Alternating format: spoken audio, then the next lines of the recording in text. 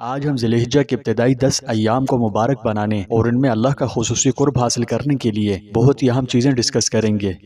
ذی الحجہ کے ابتدائی 10 ایام کی بڑی فضیلت ہے۔ آپ کو شاید سننے میں حیرانی ہوگی کہ ان مقدس ایام کی قسم اللہ نے اپنے پاک کلام میں اٹھائی ہے۔ بعض مفسرین نے قرآن کریم کی سورہ فجر کی آیت کریمہ وَلَيَالٍ عَشْرٍ کی تفسیر میں لکھا ہے کہ اس آیت میں جن 10 راتوں کی قسم کھائی گئی ہے اس سے مراد ذی الحجہ کی ابتدائی 10 راتیں ہیں۔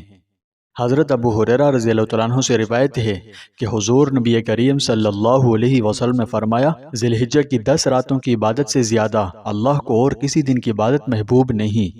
اس کے ہر دن کا روزہ سال بھر کے روزوں کے اور اس کی ہر رات کی عبادت شب قدر کی عبادت کے برابر ہے۔ اللہ اکبر! اندازہ لگاؤ کتنا بڑا مقام ہے اور کیا ہی زبردست فضیلت ہے۔ حضرت ابو قتادہ رضی اللہ تعالیٰ عنہ سے روایت ہے کہ نبی کریم صلی اللہ علیہ وسلم نے فرمایا، مجھے اللہ تعالیٰ سے امید ہے کہ عرفہ کے دن کا روزہ رکھنے سے 1 سال پہلے اور 1 سال بعد کے گناہ معاف فرما دے۔ سبحان اللہ۔ حضرت ابو ہریرہ رضی اللہ تعالیٰ عنہ سے روایت ہے کہ حضور نبی کریم صلی اللہ علیہ وسلم نے فرمایا، اللہ کے نزدیک ذی الحجہ کے پہلے 10 دنوں کی عبادت تمام دنوں کی عبادت سے زیادہ پسندیدہ ہے۔ ان ایام میں سے یعنی ذی الحجہ کے پہلے 10 دنوں میں ایک دن کا روزہ پورے سال کے روزوں اور رات کا قیام شب قدر کے قیام کے برابر ہے۔ شب قدر آپ جانتے ہیں کہ 1000 مہینوں سے افضل ہے، تو ان خصوصی ایام میں نیک اعمال گویا عام دنوں کی بنسبت زیادہ فضیلت رکھتے ہیں۔ اس لیے ان ایام میں کثرت سے نیک اعمال کرنے کی ترغیب دی گئی ہے اور ان دنوں کی عبادت کی بہت زیادہ فضیلت احادیث میں بیان کی گئی ہے، چاہے یہ عبادات ذکر و اذکار کی صورت میں ہوں یا قیام اللیل یا روزوں کی صورت میں۔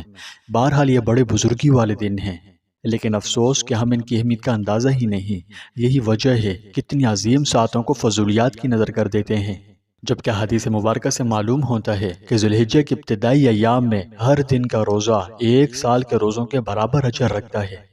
اور بطور خاص یوم عرفہ یعنی 9 ذی الحجہ کے روزے کی یہ فضیلت بیان کی گئی ہے کہ اس دن کا روزہ 1 سال قبل اور 1 سال بعد کے گناہوں کا کفارہ ہے۔ سبحان اللہ!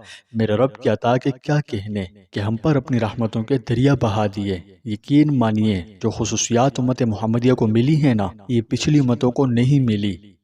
ذی الحجہ اسلامی کیلنڈر کا 12واں مہینہ بہت فضیلت اور بڑی عظمت کا حامل ہے۔ اس ماہ کے پہلے 10 دن خاص طور پر یوم عرفہ بہت زیادہ فضیلت رکھتے ہیں۔ ان دنوں میں کیے گئے اعمال جیسے روزہ، نماز، صدقہ، ذکر و اذکار، صدقہ و خیرات یہ بہت زیادہ اجر و ثواب کے حامل ہوتے ہیں۔ یہ سراسر خیر و برکت اور رحمت کا ہے۔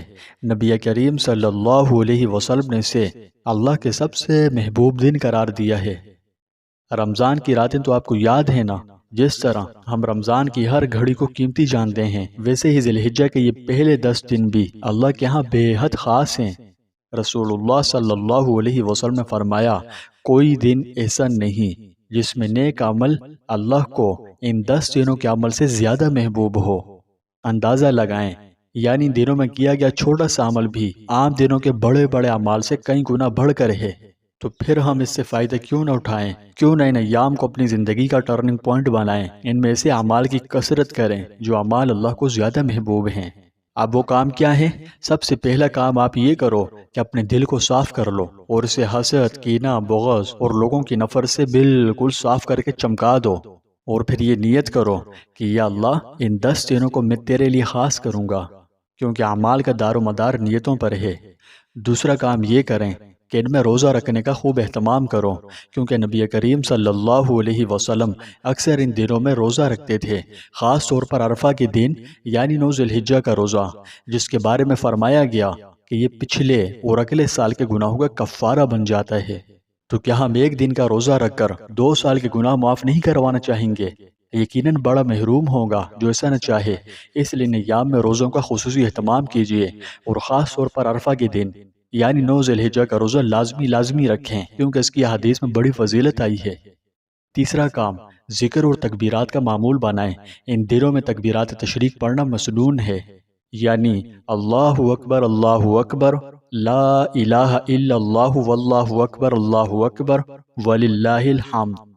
یہ الفاظ صرف زبان سے نہیں دل سے ادا کیجیے، کیونکہ اللہ کے ذکر میں یہ خاصیت ہے کہ اس سے دلوں کو اطمینان حاصل ہو جاتا ہے۔ چوتھا کام جو اس کی اصل ہے، یعنی قربانی کیجئے۔ اگر آپ صاحب استطاعت ہیں تو قربانی ضرور کیجئے۔ یہ حضرت ابراہیم و حضرت اسماعیل علیہ السلام کی سنت مبارکہ ہے۔ واضح رہے کہ قربانی صرف جانور ذبح کرنے کا نام نہیں، یہ اپنے نفس کی قربانی کا جذبہ پیدا کرنے کا موقع ہے۔ پانچواں کام توبہ استغفار کی خوب کثرت کیجیے۔ دوستوں، یہ ایام بڑی بزرگی اور بڑے فضیلت والے ہیں۔ ان میں رب ذوالجلال کا قرب حاصل کرنے کی خوب کوششیں کرنی چاہیے۔ یقین مانو ان میں رحمت کے دریا بہہ رہے ہیں۔ یہ اپنے گناہوں سے لوٹ کر آنے کا بہترین موقع ہے، اس لیے دل سے استغفار کا خوب ورد کریں، کیونکہ اللہ بڑا مہربان اور نہایت رحم والا ہے۔ وہ بندوں کی توبہ سے بڑا خوش ہوتا ہے اور انہیں خوب سارے انعامات و کرامات سے بھی نوازتا ہے۔ لہٰذا توبہ استغفار کا اہتمام کیجیے اور ایک دن میں کم از کم 2000 مرتبہ استغفار لازمی کریں۔ چھٹا کام قرآن مجید کی تلاوت کرو۔ اور ساتواں عمل مستحقین کو اپنے مال میں سے صدقات و خیرات دیں۔ اب میں جانتا ہوں کہ چند لوگ یہ کہہ سکتے ہیں کہ ہماری مالی حالت تو بہتر نہیں، ہم کہاں سے صدقہ و خیرات دیں؟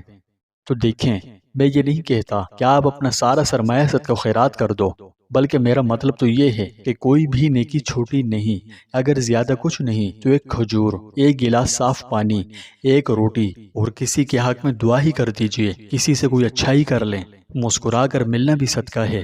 درود شریف پڑھ لیں، کیونکہ یہ صدقے کے قائم مقام ہے۔ غرض جو کچھ بھی ہو، اللہ کے بندوں کی خدمت کیجیے۔ حقوق العباد کا اہتمام کریں، کیونکہ یہ عمل اللہ کو بے حد محبوب ہے۔ تو پیارے دوستوں، یہ مقدس ایام پلٹنے کے، اٹھنے کے، خود کو بدلنے اور اللہ سے جڑنے کے بڑے قیمتی اور نایاب مواقع ہیں۔ اللہ کی رحمتوں کے دروازے ہمیشہ کھلے ہیں اور اس کی طرف سے رحمتوں اور بخشش کے دریا بہہ رہے ہیں۔ آپ ہمت کیجئے، ایک قدم بڑھائیے، یقین کرو اللہ آپ کی طرف دوڑ کر آئے گا۔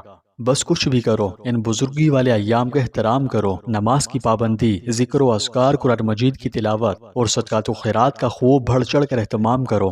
جس قدر ہو اس زبردست مواقع سے فائدہ اٹھا لیجئے، نہ جانے پھر یہ مبارک ساتھ نصیب ہوں بھی کہ نہیں۔ مرنے کے بعد بندہ صرف ایک دفعہ سبحان اللہ کہنا چاہے گا تو نہیں کہہ سکے گا، ایک دفعہ درود شریف پڑھنا چاہے گا نہیں پڑھ سکے گا، ایک دفعہ استغفر اللہ کہنا چاہے گا نہیں کہہ پائے گا۔ نیکیوں کا یہ بازار پھر کبھی بھی کہیں بھی نصیب نہ ہو سکے گا۔ آج ہمارے پاس موقع ہے کہ اس سے فائدہ اٹھا لیں۔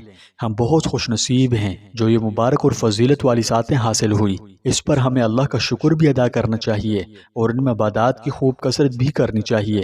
اللہ ہمیں اس کی قدردانی کی توفیق نصیب فرمائے۔